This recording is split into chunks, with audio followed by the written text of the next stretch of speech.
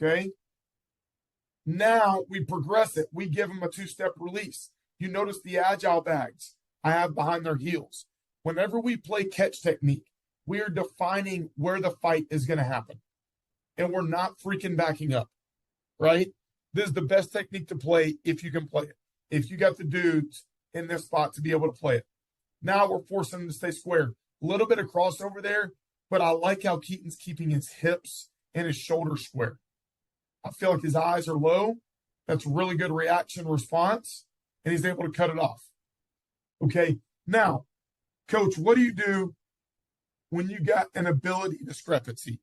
Your guy ain't as good as their guy. Well, now you scooch. Now you see these guys activating their feet. I know it's kind of a funky angle to look at it from. We got a bunch of these yahoos in the way, right? But now they're just scooching back. So for Anthony Cook right here, okay, he's going right foot, left foot slide. Right foot, left foot slide.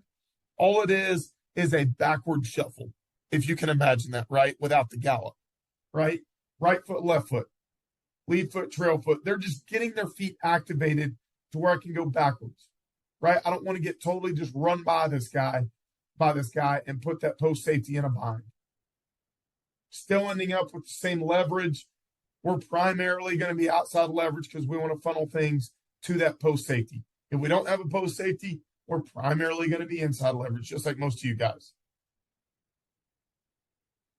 Okay, so now you just see a bunch of different examples. You see Jade playing on the line, using a catch technique versus Alabama this year, staying square, right? We had different ways of covering the bunch, whether that guy was covering him, or covering him.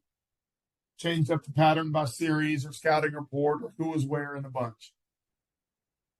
Okay, but really all three of these guys are playing some version of catch, right? We're playing levels of D. If he backs up, he's going to get on his level, and we're about to get our brains picked out, right? That's why they're getting in these bunches and clusters to create picks. So it's important that everybody stays on their level, right? Little bit of back up there by the corner. Really moving forward too much by the safety. We're about to put ourselves in a bad situation. This guy's a pretty good player, in case you're wondering. They replaced the Heisman Trophy winner with an absolute thoroughbred that can throw the ball 80 yards. Heads up on the sideline. It's dangerous over there.